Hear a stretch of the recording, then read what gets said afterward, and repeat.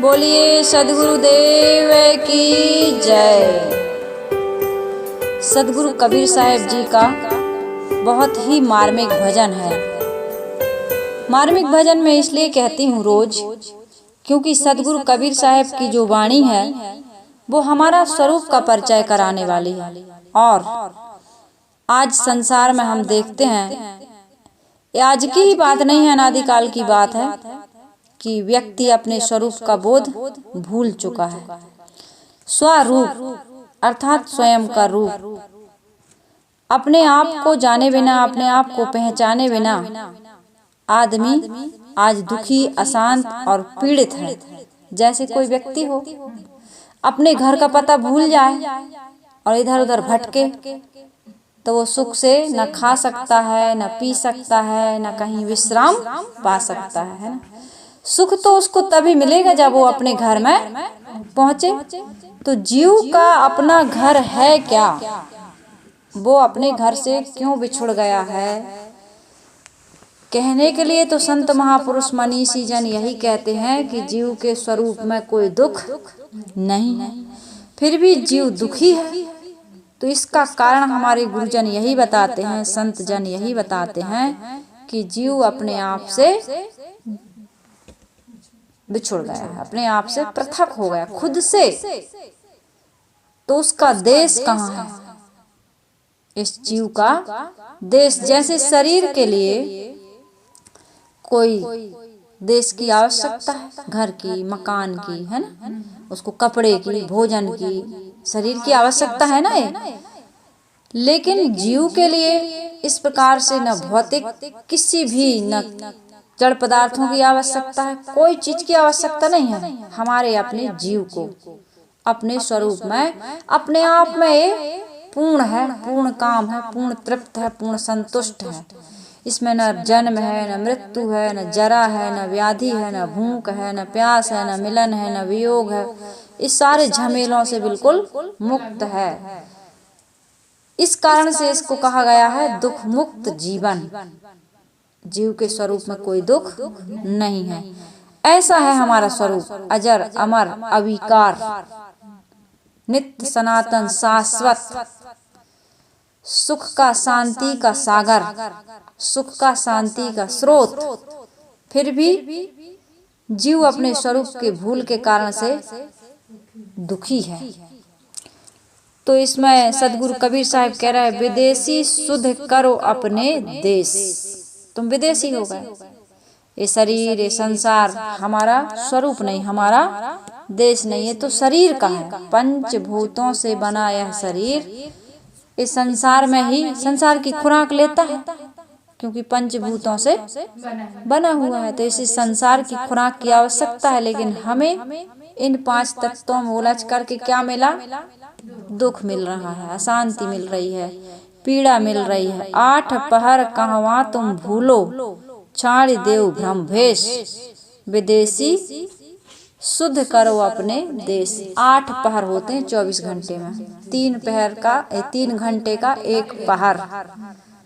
तो यहाँ पर साहेब बता रहे हैं, 8 पहर कहवा तुम भूलो, छाड़ देव भ्रम भेष, विदेशी शुद्ध करो अपने देश। 8 पहर 24 घंटा व्यक्ति कमाने, खाने में, जीवन के जितने व्यवहार के जो कार्य हैं, आवश्यक कार्य, उनमें पूरा जीवन मतलब पूरा समय उसमें गंवा रहा है। छाड़ देव भ्रम भेष, साहिब कह रहे हैं तू अपने चेतन देश को भूल गया, अतएव तू अपने आत्म देश की याद कर और अपने स्वरूप में स्थित हो। 8 पहर अर्थात 24 घंटे तुम इस जड़ देश में आत्म विस्मरण कर भटकते फिरते हो। हमें अपनी आत्मा का बोध नहीं, आत्म विस्मरण हो गया है। इस जड़ देश के भ्रम अध्यास को एक देह रूपी ब्रह्म रूप का मोह छोड़ दो। एक देह रूपी बाह्य, ब्रह्म नहीं बाह्य, एक जड़ देह रूपी बाह्य रूप का मोह छोड़ दो। हम क्या करते हैं? इस विदेश को, इस देह को, इस संसार को ही अपना रूप मान लेते हैं। इसलिए माता मदालसा अपने पुत्रों को कहती है कि तू तो शरीर नहीं, तुझ में शरीर नहीं, गगन तेज नीर नहीं, पृथ्वी समीर नहीं, नाम जात तुझ में नहीं, काहे को दुख पाए, हंस हंस के तत्व ज्ञान पुत्र को कराए। माता मदालसा अपने सभी पुत्रों को आत्मबोध, आत्मज्ञान देती है कि तू शरीर नहीं, और वास्तव में हम और आप सभी लोग शरीर नहीं। लेकिन बचपन से यह शिक्षा मैं रोज हर प्रवचन में दिया करती हूँ कि अपने बच्चों को, आदमी को स्वयं बोध नहीं है। अभी अगले उसमें एक भजन आने वाला है कि संतो बोले ते जग मारे, अन बोले ते कैसे बनिए शब्द कोई ना बिचारे। पहले जन्म पुत्र का भय हो, बाप जन्मिया पाछे। बहुत सुंदर एक पद है। बच्चों को संस्कार दो।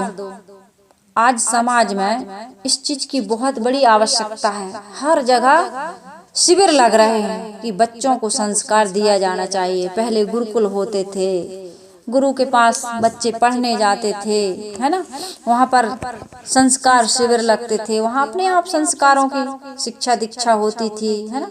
आज तो आधुनिक युग में बहुत कुछ बहुत बदल चुका है, तो इसलिए आज बच्चों में अच्छे संस्कार आए। मैं कहती हूँ बच्चों में संस्कार कैसे आएंगे, कहाँ से आएंगे? घर परिवार समाज से, माता पिता से आएंगे, साहित्य से आएंगे, अच्छी संगत से आएंगे। और ये सब बिगड़ चुका है। कैसे आप संस्कार शिविर लगा करके आप संस्कार दे दोगे? बच्चों को नहीं, बच्चों के पेरेंट्स को दो, बच्चों के माता पिता को दो, परिवार वालों को दो, यानी पूरे समाज को बदलने की जरूरत है। केवल बच्चों को संस्कार शिविर लगाने से थोड़ी बच्चों। आज जो सत्संग होता है, आज सत्संग का भी रूप बहुत ज्यादा बदल चुका है। आज संतों को बुलाया जाता है, सत्संग का आयोजन किया जाता है, पूरा फिक्स रहता है, इतने बजे से इतने बजे तक सत्संग होगा, इतने बजे आपको हम पिकअप करेंगे, इतने बजे हम छोड़ेंगे, इतने बजे भोजन होगा, आना है ट्रेन से आइए, इतने बजे हम आपको लेंगे, इतने बजे मंच पे ले जाएंगे, इतने बजे आप खाना खिलाएंगे, इतने बजे वापस हो जाइए। आज संतों के प्रति, न संतों को भी, संतों ने भी बिगाड़ा। कई ऐसे संत हैं, मैं सभी को कहती हूँ जो भी इस प्रकार से करते हैं। संत भी शाम का जो सत्र होता है उसमें उनके रुकने का मन नहीं होता, जल्दी पूजा करो, जल्दी कार्यक्रम समापन करो, हमको जाना है। तो भक्तों ने भी यही स्वभाव बना लिया है। संतों को रोकने का, या परिवार के साथ संत बैठे, साध्वी जन बैठे, बच्चे उनके साथ बैठे, परिवार की बहू हैं, बेटी हैं, माता बहनें बैठे और उनसे कुछ प्रेरणा ले, कुछ नहीं। इससे अच्छा तो आप यूट्यूब में सुनिए ना, आपको किराया भी नहीं देना पड़ेगा, आपको संतों की सेवा भी नहीं करनी पड़ेगी। इससे अच्छा आप यूट्यूब पर सुनिए, टीवी पर सुन लीजिए। टाइम की भी बचत, खर्चे की भी बचत। आखिर मतलब क्या निकला? बच्चे आपके या आपके घर की माताएं बहनें या आप स्वयं संतों के पास न बैठना चाहते हैं, न संतों को टाइम देना चाहते हैं, न अपने घर में रखना चाहते हैं आदर सत्कार। जो आप संतों को बुलाते हैं तो उनके पास थोड़ा बैठने का, उन्हें रोकने का, उनके साथ रहने का, उनकी रहनी गहनी आचरण ये सब देखने का तो प्रयास करिए, उससे प्रभाव पड़ेगा। और वो भी सत्संग जब होता है तो कहते हैं, घड़ी देखते हैं बार बार, टाइम हो गया, टाइम हो गया, 5 मिनट आप एक भजन गा दीजिए, नहीं तो 5 मिनट बोलिए। और उस पर से प्रवक्ता लोग भी झगड़ा करते हैं, बराबर टाइम दो, सबको एक समान टाइम दो, हमको कम टाइम क्यों दिया, मंच पर ही लड़ाई करने लगते हैं। तो इस ऐसे सत्संग से कोई लाभ होगा या हो रहा है क्या? क्या संस्कार देंगे बच्चों को, बताइए? हमारे चिल्लाने से, हमारे कहने से, हमारे शिविर लगाने से बच्चों में कोई प्रभाव पड़ेगा?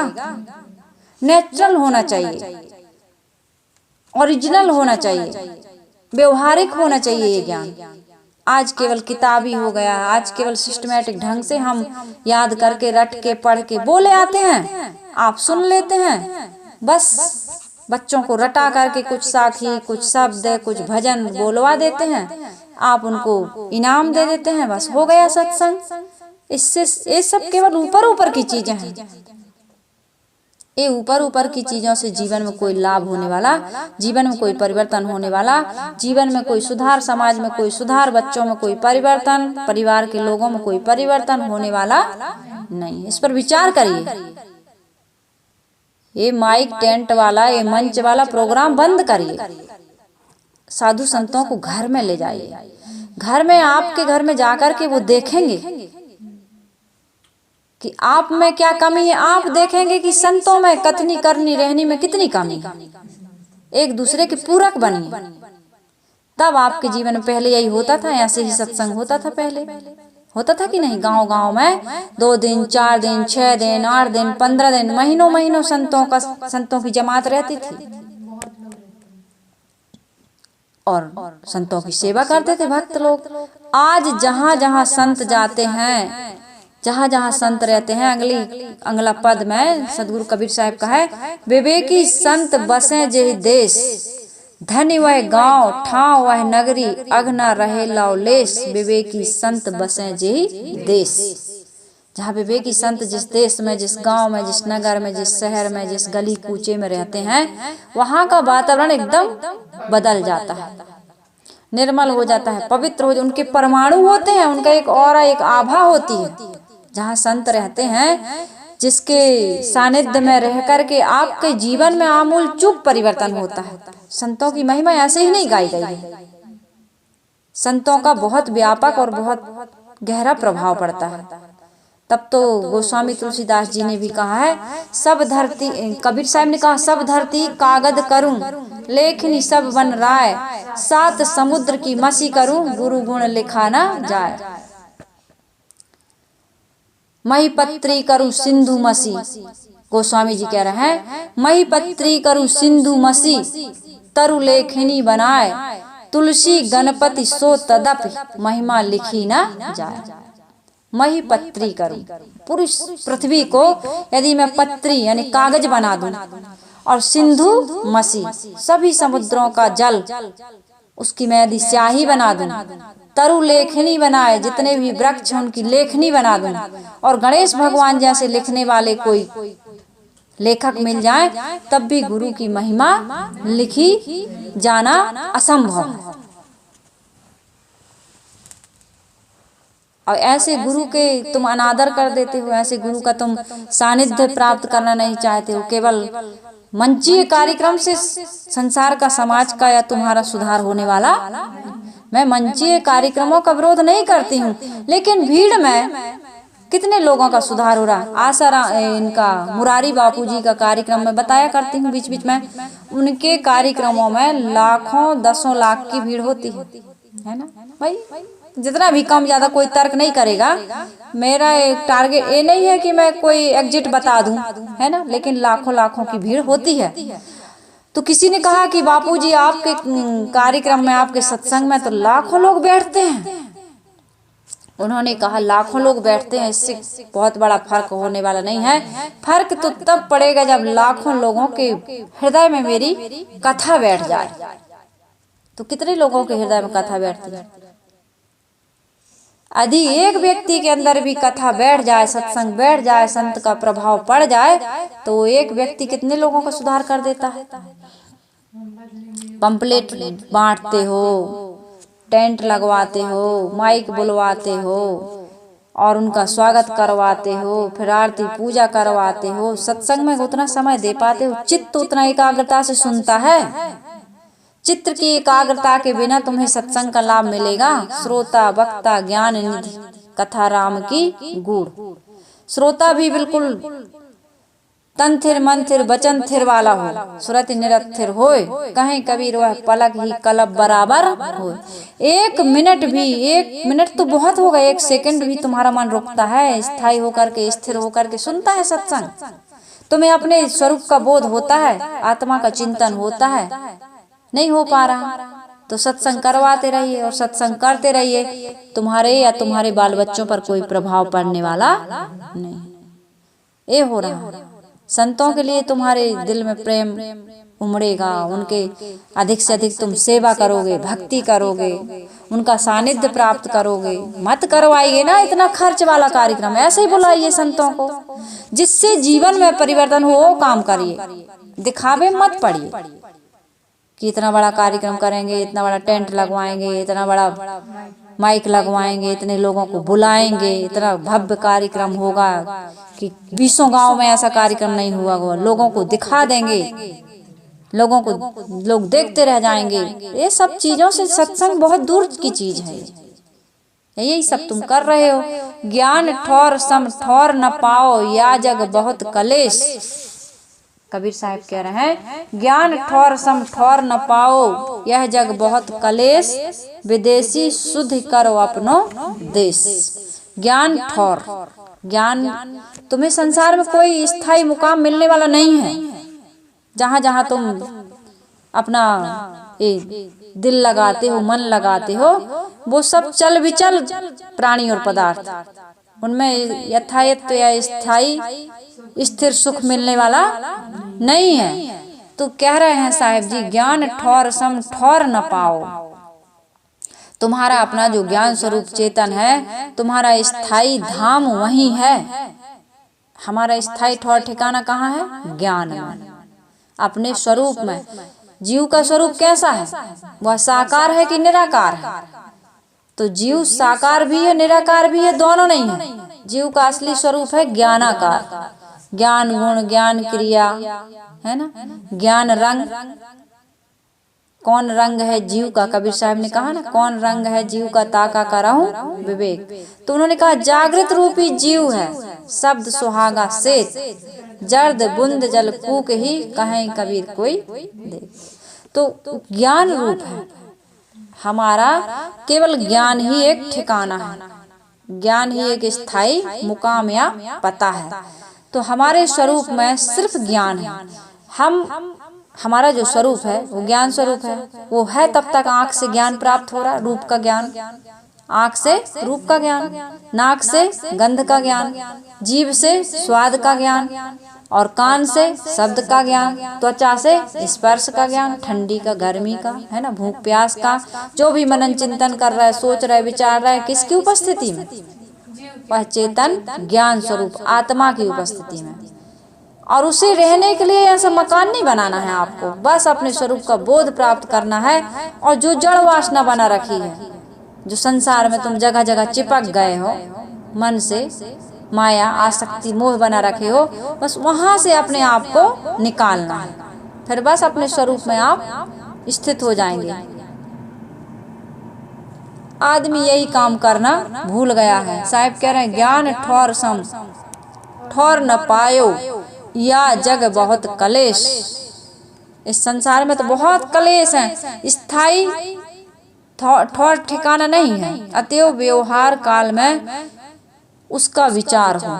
व्यवहार काल में ये विचार बना रहे, जहाँ जहाँ मन चिपकता है ना, वहाँ वहाँ से आपको ये मेरा घर नहीं है, ये मेरा स्थायी मुकाम नहीं है। जिसको मैं पाना चाहता हूँ ये एक रस रहने वाला नहीं है। जिसमें उलझ उलझ के मर रहा हूँ, इस पर मेरा कोई अधिकार नहीं है। पत्नी पर, बच्चों पर, धन संपत्ति पर, पुत्र परिवार, पद प्रतिष्ठा, जहाँ तक आपका मन जहाँ जहाँ दौड़ रहा है, वहाँ आपको व्यवहार में यही ध्यान रखना है कि मेरा कुछ नहीं है, मैं किसी का नहीं हूँ।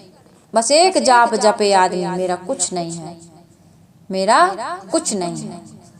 गीता यही कहती है ना, गीता गीता कहते जाओ, त्यागी त्यागी हो जाता है।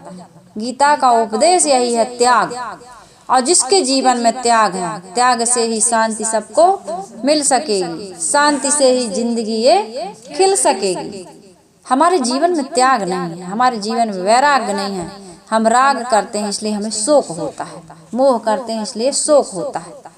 यही है हमारे दुख का, नहीं तो हमारे स्वरूप में दुख नहीं है। लेकिन जगह जगह चिपक गए, उलझन पैदा कर लिए।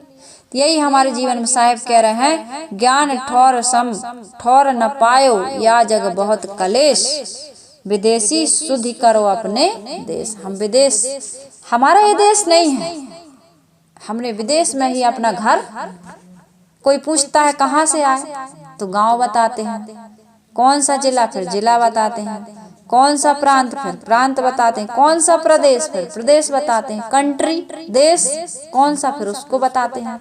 जबकि सब झूठा है, नाम झूठा, झूठा रूप झूठा, जाति कुल गोत्र झूठा, सब कुछ झूठा, जब देह ही झूठी है।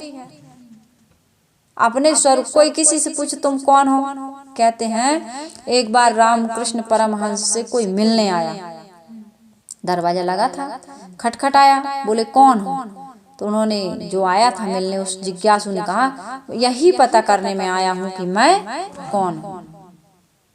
रमण महर्षि के पास जब कोई जाता था ईश्वर के बारे में, ब्रह्म के बारे में, परमात्मा के बारे में, किसी प्रकार की देवी देवता के बारे में जब कोई शंका करता था, पूछता था, तो वो कहते थे पहले खुद को जानो, पहले तुम खुद को जानो कि तुम कौन हो। आज इंसान खुद को नहीं जान रहा।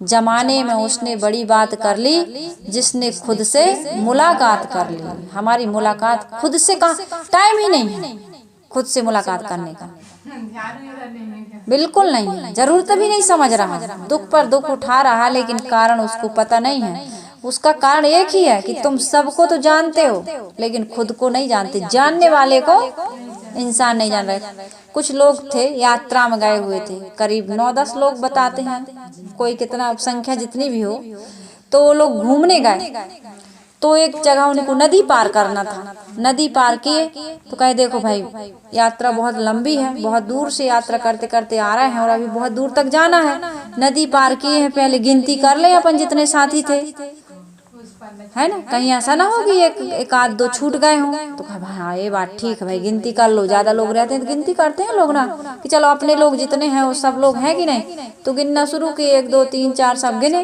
तो खुद को गिनना भूल जाए हो, तो लोगों को शंका हो गई कि एक आदमी छूट गया, कहे तुम गिनो, सब लोगों ने गिना, तो जो भी गिनता था वो खुद को नहीं गिनता था। अब रोने चिल्लाने लगे, बोले कि एक आदमी तो छूट गया हमारा, पता नहीं कहाँ गया। तो वहीं कोई संत खड़े थे, अरे भाई विवेकी समझदार व्यक्ति, कहा क्या हुआ, बोले कि हमारा एक साथी बिछुड़ गया भाई, पता नहीं कहाँ चला गया। तो संत ने कहा कि भाई ये तो जितने बता रहे उतने के उतने हैं, उन्होंने बताया था कि इतने लोग थे हम, एक आदमी कहीं खो गया है। तो संत ने कहा कि भाई एक बार फिर से गिनो, लाइन से खड़े हो और एक बार फिर से गिनो। तो उन्होंने गिना जैसे गिनते थे पहले, कहा देखो एक आदमी नहीं है, कहा खुद को गिनो, खुद को गिना तुमने, कहा रे खुद को तो भूल गए थे। तो हर इंसान खुद को भूला हुआ है, यही दुख का हम अपना काम करने यहाँ पर आए हैं, अपने जीवन को निर्मल पवित्र स्वतंत्र बनाने आए हैं, अपने जीवन को मुक्त करने आए हैं, लेकिन हमने यह काम नहीं किया, यही हमारे दुख का कारण है। हम दिन भर जब से हमने होश संभाला हम दूसरे को देखते आ रहे हैं, खुद को देखने का हमें कभी किसी ने मार्गदर्शन किया ही नहीं। खुद को देखो बच्चा, खुद को जानो, पढ़ना सिखाते हैं, लिखना सिखाते हैं, मिलना जुलना सिखाते हैं, सामानों को संभालना सिखाते हैं, सब कुछ तो सिखाते हैं, लेकिन खुद को संभालना, खुद को जानना, खुद को पहचानना, खुद में थोड़ी देर, कोई आज तक कहा आपको कि आधा घंटा समय निकाला करो और अपने आप से मुलाकात किया करो, अकेले में जा कर के बैठा करो, कुछ ना सोचा करो, बच्चा बैठ जाया करो चुपचाप, खुद को जानो। मेरे पिताजी कहते थे, जब मैं कुछ बहुत बोलती थी, कुछ पूछती थी, बचपन में सभी बच्चे मुझे याद हैं, बोलते थे कुछ तो कहते थे तुम बहुत बोलती हो, चुप रहो, राम राम राम राम कहा करो। तो मैं राम राम राम राम कहती थी। फिर जब स्कूल जाती थी तो वहाँ कोई बताए थे पीपल के पेड़ में चुड़ैलन रहती हैं, सोदन रहती हैं, उस समय यहाँ बताया जाता था, बहुत सारी चूड़ी पहने रहते हैं और वो दोपहरी में बच्चों को पकड़ के ले जाते हैं, कुछ सूंघा देते हैं, नकड़ सूंघा आते हैं, क्या क्या आते हैं सब। तो मुझे डर लगता था, तो कोई बताया था कि राम राम सब कोई कहे, दशरथ कहे न कोई, एक बार दशरथ कहे तो कोटि यज्ञ फल होए। तो हमें नहीं जानते थे कि 10 इंद्रियों को बस में करके यही है साधना करना, या अपनी 10 इंद्रियों को अपने बस में करना, यही है दशरथ, ऐसा हम नहीं जानते थे। तो हमें जब वहाँ डर लगता था तो हम कहते थे दशरथ दशरथ दशरथ दशरथ दशरथ दशरथ, और भागते जाते थे वहाँ से, आँख कान बिल्कुल ऐसे बंद करके। अब आँख से तो देखते थे नहीं, तो कोई समझ जाए, आँख कान बंद करके आदमी बड़े रूढ़ अर्थ लगा लेता है। तो उस समय पिताजी ने कहा था कि राम राम कहा करो। तो ऐसे संसार में कम माता पिता होते हैं जो बच्चों को ये शिक्षा दें कि थोड़ा मौन रहा करो, थोड़ा चुप रहा करो, थोड़ा ध्यान किया करो। पिताजी हमारे, पहले हम लोग मूर्ति पूजा करते थे तो कहते थे जाओ अगरबत्ती लगाओ, आरती, भगवान की आरती करके आओ। भगवान ऊपर से गोली बंटा चलते थे उस समय, ये टॉफी चॉकलेट नहीं चलती थी, तो कहते थे कि वो भगवान ऊपर से गोली गिराते हैं। तो पटोहा वाला छत था तो ऊपर से ऐसे गोली टपका देते थे। हम आंख बंद करो, आंख बंद करो, आंख बंद करके भगवान की आरती करो, भगवान की प्रार्थना करो, गोली गिराएंगे। तो वो गोली गिराते थे पिताजी। और हम जानते थे कि भगवान की आरती करते हैं तो भगवान, बच्चों को तो गोली खाना, मीठा खाना है। तो ये सारी चीजें बचपन से बच्चों को अच्छे संस्कार देना चाहिए, ये माता पिता का संस्कार होता है। संतों का आदर होता था, भीख मांगने वाले कोई आते थे उनको भोजन कराया जाता था, उनका आदर सत्कार होता था। तो ये संस्कार गुरुदेव जी भी बताया करते थे। बचपन से सत्संग में रुचि थी, चमत्कार वाले अलौकिक ऐसे कई दृष्टांत जिनके द्वारा ज्ञान हुआ वो पंडित जी बताया करते थे, उसको मैं सुना करती थी। मुझे लगता था कि साधना करते करते 1 फीट आदमी कैसे ऊपर उठ जाता है जमीन से, हमको भी ऐसी साधना करनी है। कोई एक महात्मा जी आए, कहे कि तुम 6 महीने तक नर्मदा का ये मंत्र जाप दिए थे, माला दिए थे 101 गुड़िया की, 108 की थी शायद, तो कहे कि इस जाप को करना, मंत्र को जपना और तुम्हें प्रकाश मिल जाएगा। तो उस समय मैं इलाहाबाद जा चुकी थी, गुरुदेव जी का दर्शन हो चुका था।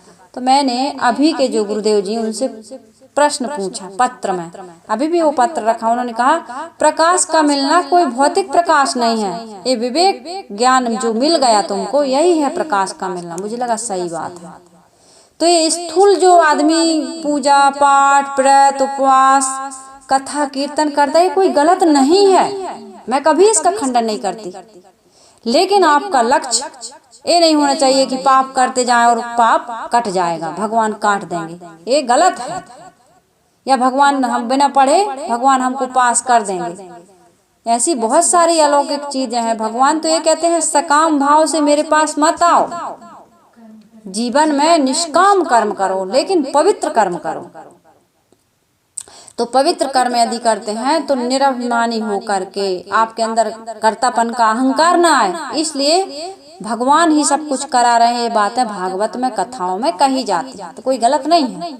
लेकिन आप पाप करें, मुर्गा खाएं, मछली खाएं, अंडा खाएं, किसी की इज्जत लूटें, चोरी करें, बदमाशी करें, दुनिया का काम करें और कहें कि भगवान करवाता है, तो ये गलत हो गया ना। भगवान फिर आपका भगवान नहीं, वो शैतान है, वो भगवान नहीं हो सकता है। तो भगवान और शैतान इंसान ही है। इंसान की जैसी सोच बनती है, जैसी समझ रहती है, जैसा वो संस्कार समाज से ग्रहण करता है, वैसा ही वो फिर वो काम करता है।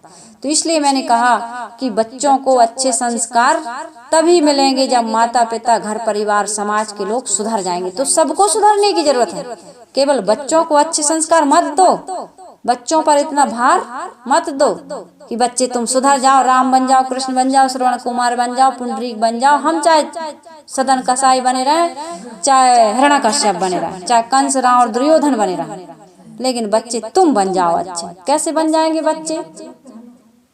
बच्चे पहले कैसे बने थे, सब इनका इतिहास जानते हो कैसे बने हैं? राम, कृष्ण, बुद्ध, महावीर, कबीर, नानक, तुलसी, ध्रुव, प्रहलाद, ये सब कैसे बने? इसका इतिहास तो जानो, कारण तो जानो, तभी तो बनेंगे तुम्हारे बच्चे। तुम्हारे चाहने बस से बन जाएंगे क्या? नहीं बन सकते। इसलिए साहब कह रहे हैं कि विदेशी शुद्ध करो अपनो देश, योगी जति तपी सन्यासी, राजा रंक नरेश। कहें कबीर सुनो भाई साधो, सतगुरु के उपदेश।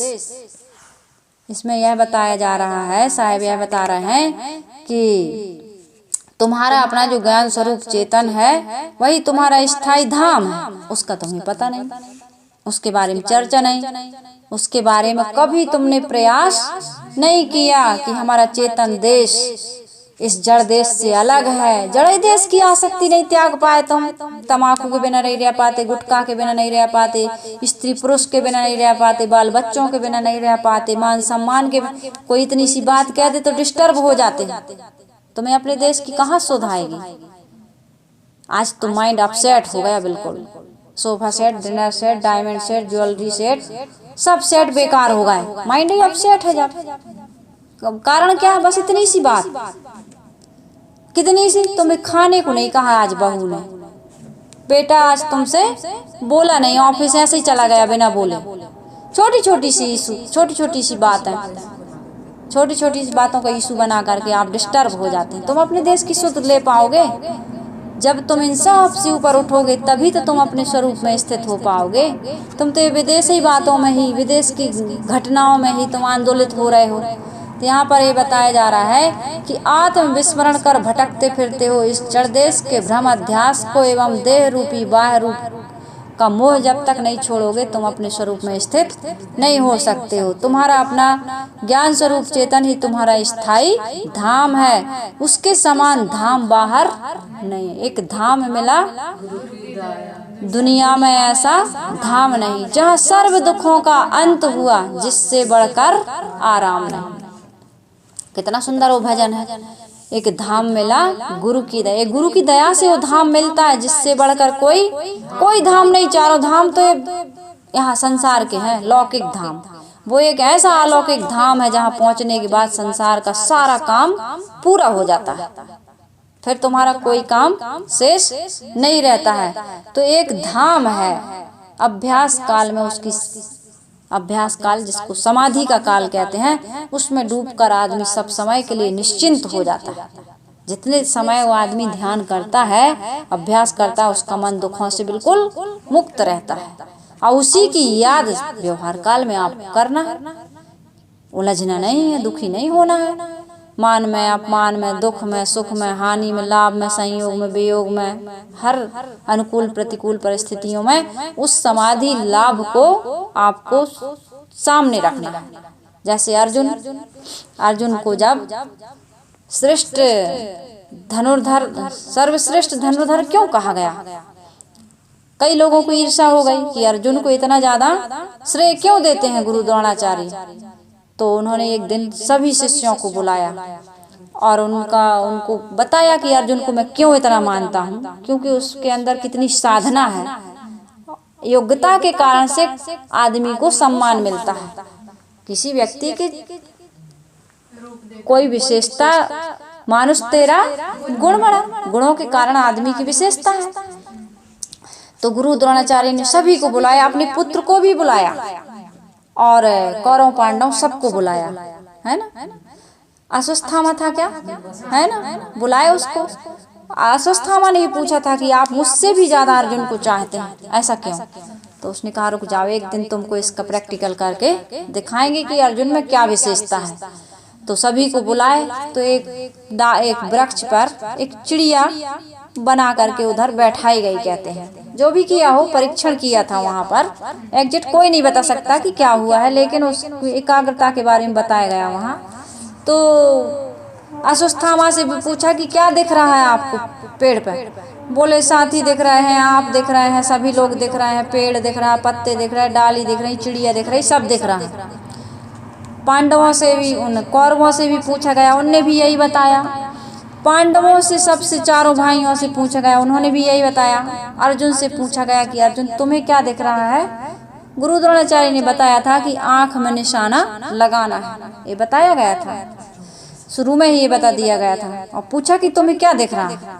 तो अर्जुन ने कहा गुरुदेव, जब तक आपने यह नहीं कहा था कि आंख में आपको निशाना लगाना है, चिड़िया की या मछली की आंख, जो भी कोई मछली कहता है, कोई चिड़िया कहता है, तो वहां पर आपको जब तक आपने नहीं कहा था कि निशाना लगाना है, तब तक मुझे सब कुछ दिखता था। लेकिन जब आपने कहा कि उसकी आंख में निशाना लगाना है, तब से मुझे सिर्फ उसकी चिड़िया की आंख दिख रही। तब गुरु द्रोणाचार्य ने बताया अकेले में कि अश्वत्थामा तुमने देखा, अर्जुन में इतनी एकाग्रता है, इतनी एक लक्ष्य के प्रति उसकी इतनी साधना है कि जब से मैंने कहा कि चिड़िया की आंख में निशाना लगाना है, उसको फिर कुछ भी दिखाई नहीं दिया था। इसी कारण से मैं अर्जुन को इतना मानता हूँ।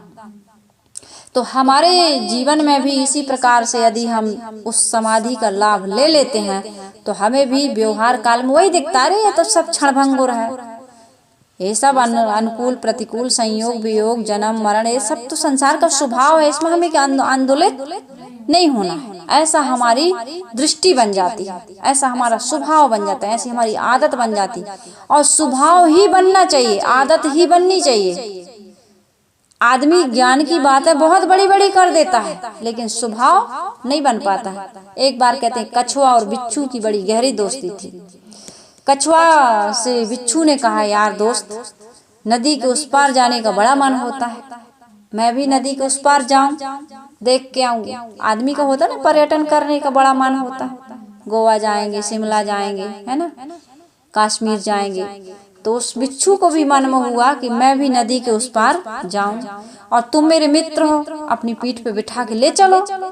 तो उसने कहा, देखो भाई, मैं तो ले जाऊंगा लेकिन तुम ठहरे बिच्छू, और तुमने यदि डंक मार दिया तो जहर मेरे शरीर में फैल जाएगा। अरे मित्र, आप मेरे मित्र हैं, मैं आपको भला डंक कैसे मार दूंगा? मित्र के ऊपर इतना भी विश्वास नहीं है, कुछ भी हो जाए मैं तुम्हें डंक नहीं मारूंगा। तो कहा कि भाई ठीक है, सही बात है, मित्र हो तो तुम मुझे डंक क्यों मारोगे? भाई तुम्हें तैरना नहीं आता है और मैं ही तुमको उस पार ले जाऊंगा। उसने कहा, यदि मैं डंक मारूंगा तो मैं भी तो डूबूंगा नदी में, जब तुम दर्द से कराहोगे तो मैं भी तो, मेरी भी तो जान को खतरा है, मैं भला कैसे तुम्हें डंक मारूंगा? तो कहा, तर्क तो अच्छा है यार भाई, चलो फिर घूमने चलते हैं। एग्रीमेंट हो गया, गए। तो जैसे बीच धारा में पहुंचे तो लहरों में कुछ उतार चढ़ाव आया हवा के बहाव से। तो कछुआ थोड़ा डूबने उतराने लगा नदी में। तो जैसे ये डुबकी लिया तो बिच्छू का स्वभाव, फट से डंक मारा, स्वभाव था उसका। तो बिच्छू का कछुआ कराहने लगा। कहा, मित्र, आपने कांपती हुई सांस से उसने कहा कि मित्र, आपने तो कहा था, तर्क दिया था कि तुम मेरे मित्र हो, मैं तुम्हें डंक मारूंगा तो तुम भी डूबोगे, मेरी भी जान को खतरा, लेकिन तुमने डंक क्यों मारा? तो उस बिच्छू ने क्या कहा? उसने कहा, तुमने मेरा तर्क तो सुना लेकिन मेरे स्वभाव को नहीं जाना। यदि स्वभाव को जान जाते तो तुम मेरे तर्कों पर कभी विश्वास न करते। स्वभाव को जानो। ज्ञान की बात है तो कोई भी बड़ी बड़ी कर देता है, तुम भी बड़ी बड़ी कर देते हो, हम भी बड़ी बड़ी कर देते हैं, लेकिन ज्ञान एक कदम चलना है और दूसरा कदम क्या है? आचरण का। भाई जब तक स्वभाव का सुधार नहीं होगा, आचरण का सुधार नहीं हो, ज्ञान की बात है काम आने वाली, जानकारी तो है लेकिन आचरण में नहीं लाओगे तो तुम्हारा काम बनने वाला नहीं है। आज केवल एक पैर अपंग हो गए हैं लोग, है ना, अपंग। जानते तो हैं, जानने की कमी नहीं है, लेकिन कौन नहीं जानता है बताइए? ज्ञान की जो बात है मैं बता रही, क्या आप नहीं जानते? सब जानते हैं। कौन नहीं जानता? सब छोड़ के जाना है, शरीर मरण धर्म है, संबंध हमारा बीचे में बना है, बीचे में छूट जाएगा, सब जानते हैं ना। खास बात है, सब जानते हैं लेकिन भूल जाते हैं, प्रयोग नहीं करते हैं। तो साहिब कह रहे हैं, कहें कबीर सुनो भाई साधो, सतगुरु के उपदेश, विदेशी शुद्ध करो अपने देश। कबीर साहब कह रहे हैं, संतो सुनो, योगी जति सती तपस्वी सन्यासी राजा रंक बादशाह, मानव मात्र का कल्याण सदगुरु के उपदेशों से ही होने वाला है, चाहे कोई भी हो। जब तक गुरु का ज्ञान नहीं मिलेगा, गुरु का उपदेश नहीं सुनोगे, गुरु के सानिध्य में बैठ करके उन कृपा पात्र नहीं बनोगे, तब तक तुम्हारा उद्धार, दुख से तुम मुक्त नहीं हो सकते हो। तो ये हमें सबको समझना है कि जिस संसार में, जिस शरीर में हम रह रहे हैं, वह संसार, वह शरीर हमसे एक दिन छूट जाना है, पक्का है। विदेशी शुद्ध करो अपने देश। शरीर में रहते रहते ये काम कर सकते हैं हम और आप, और इसी काम को करने के लिए जीवन मिला है। लेकिन समय निकल जाता है व्यवहार में सुख लेते लेते, देखो मिलता क्या है संसार में सुख लेते लेते। ये बड़ी मजबूरी है, एक तो हमारी स्वयं की मजबूरी है, देह तक के तल पर हम जी रहे हैं तो इसको ना चाहते हुए खिलाना पड़ेगा, पिलाना पड़ेगा, नहलाना धुलाना पड़ेगा, उठाना जगाना पड़ेगा, इसकी सफाई करनी पड़ेगी। जिस शरीर में हम रह रहे हैं इसको नहलाना पड़ेगा और इसकी मल मूत्र का विसर्जन करना पड़ेगा। जिस घर में रहते हो ये शरीर जहाँ रहता है वहाँ की सफाई करनी पड़ेगी, उन कपड़ों की सफाई करनी पड़ेगी, कुछ खिलाना पिलाना पड़ेगा। लेकिन इनको हम नहीं रोक सकते हैं। नहाना पड़ेगा, कोई आधा घंटा में नहाता, 10 मिनट में नहाओ, लेकिन नहाओ, सफाई शुद्धता से रहना पड़ेगा, जो भी मैंने बताया। लेकिन मन में जो विकार है, घृणा है, द्वेष है, ईर्षा है, क्रोध है, मान है, छल है, इनको हम त्याग सकते हैं। मानसिक तौर पर हम जो विकार पाल रखे हैं ना, और गंदे गंदे शारीरिक रूप से जो दुर्व्यसन और दुराचरण में हम फंस गए, इनको बिल्कुल ठीक कर दो। इस जितना तुम कर सकते हो उतना करो। उसके बाद भी तुम्हारी कुछ मजबूरियां जिनको तुम बिल्कुल ठीक नहीं कर सकते हो, इनका तुम चिंतन करो कि किस चीज को त्याग सकते हैं और किसको नहीं त्याग सकते हैं। लेकिन उसको करते हुए भी आसक्ति का त्याग करना है, खाते हुए भी खाना की आसक्ति त्यागना है, संबंध करते हुए भी संबंध की आसक्ति का त्याग। परिवार में, घर में, समाज में ही रहोगे, प्राणियों के संबंध तुमको लेना ही पड़ेगा। जहाँ रहते हो वहाँ की मोह ममता ना बने, जिन वस्तुओं का उपयोग करते हो उनमें आसक्ति ना बने। ये सारी चीजों पर विचार करते हुए, चिंतन करते हुए अपनी जीवन नौका को मुक्ति की ओर ले चलो। यही सदगुरु कबीर साहब का संदेश है, यही सदगुरु कबीर साहब का उपदेश है, यही कबीर आश्रम देवरी चैनल का प्रयास है। और आप सबके बीच आप सबको सुखी बनाने के लिए, दुख मुक्त करने के लिए सदगुरु कबीर की वाणी लेकर के कबीर आश्रम देवरी चैनल आप सबके बीच आता है। आप इस सेवा को स्वीकार करते हैं, आपको ये विचार अच्छे लगते हैं, आप निरंतर इन विचारों से लाभान्वित हो रहे हैं और इस मेहनत को, इस परिश्रम को आप सफल सार्थक बना रहे हैं। इसके लिए कबीर आश्रम देवरी चैनल आप सबका बहुत बहुत आभार व्यक्त करता है और अपनी वाणी को यही विराम देता है। बोलिए सदगुरु भगवान की जय।